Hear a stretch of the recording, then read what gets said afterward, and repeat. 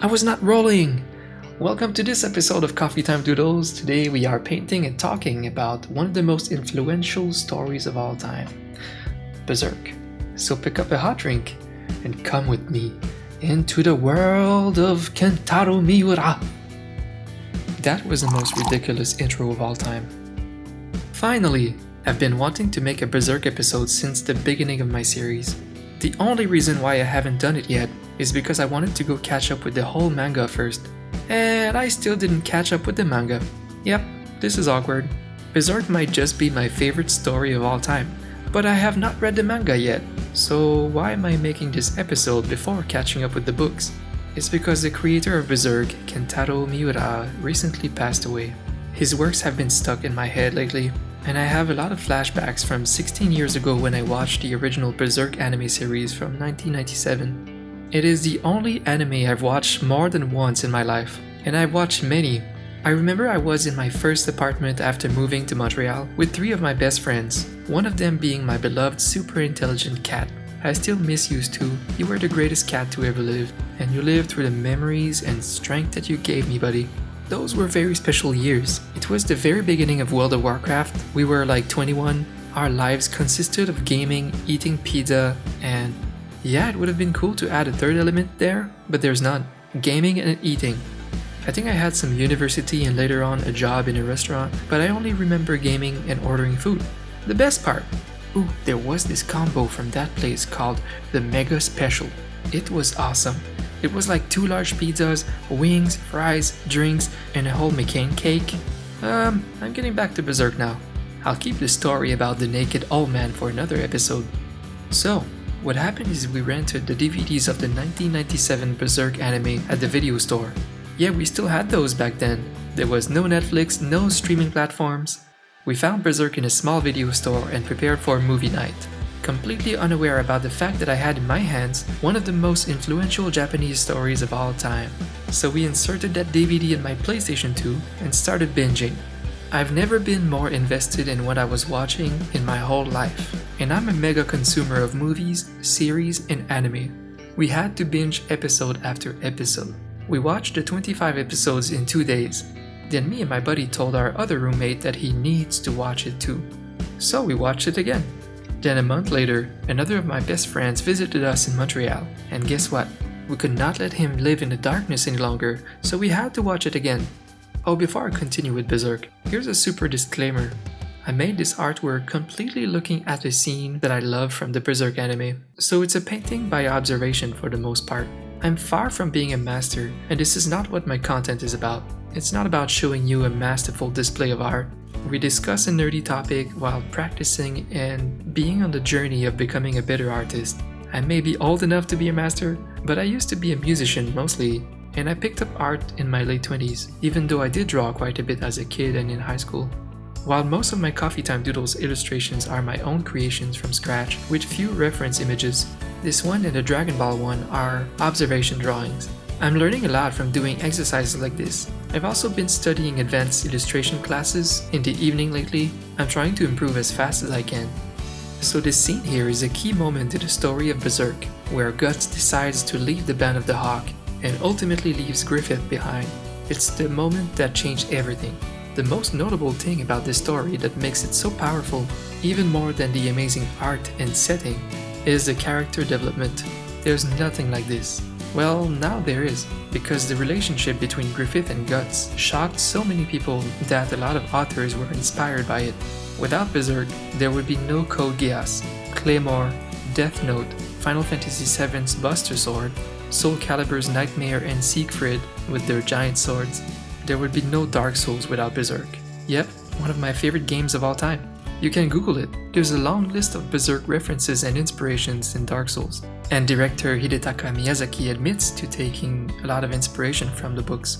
Miura had a vision and he shared it with everyone, and it's thanks to him that we have all of these amazing dark fantasy worlds like Dark Souls. But as I said, beyond the amazing nightmarish setting, it's the initial character development of Guts and Griffith that blew my mind.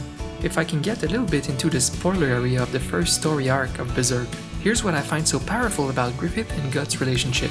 Guts admired Griffith's ambition. Griffith's, I don't know how to say that.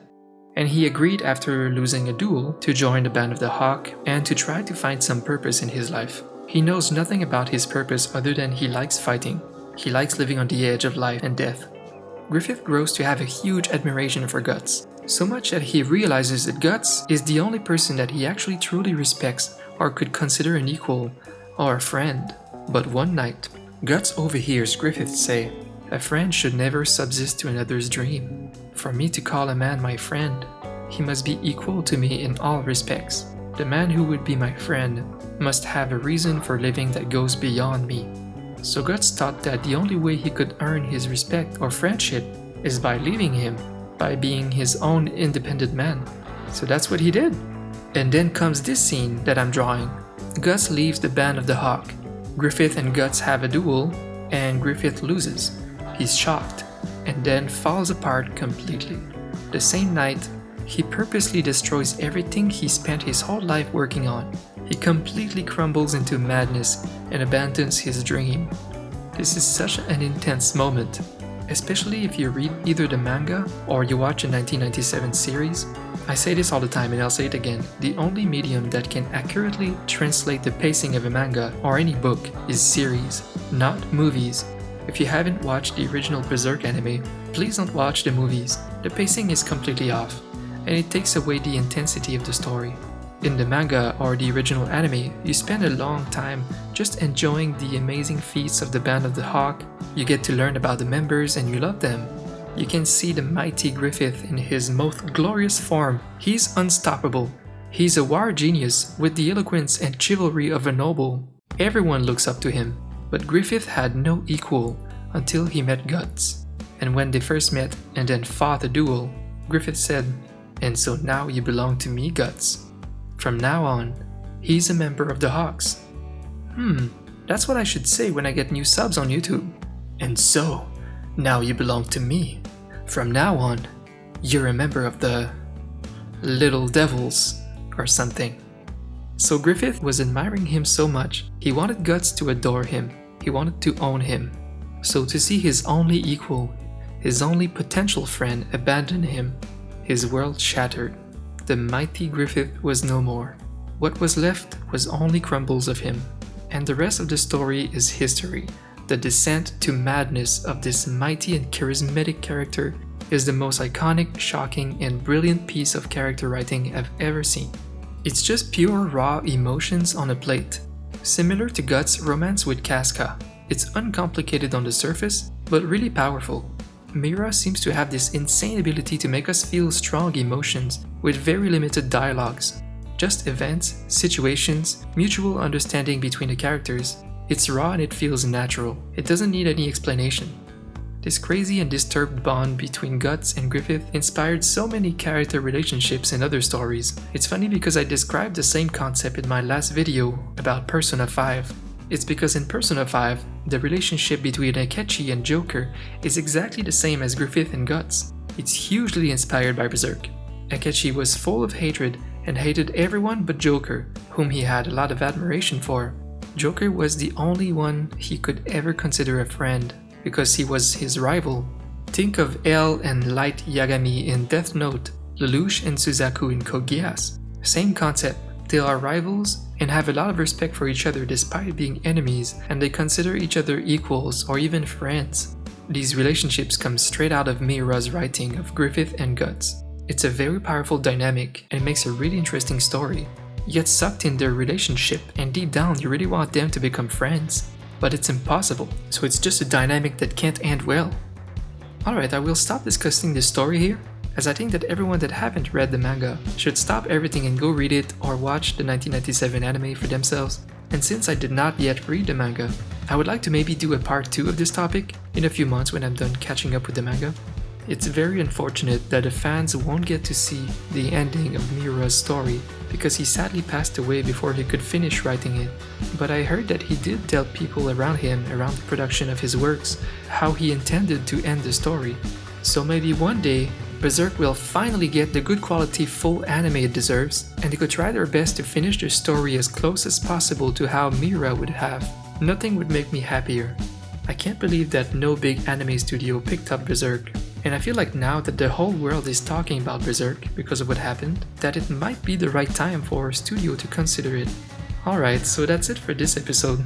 There's so much more to talk about when it comes to Berserk, but I'm okay with leaving it here so that some of you can go read it, and so that my video is not 1 hour long.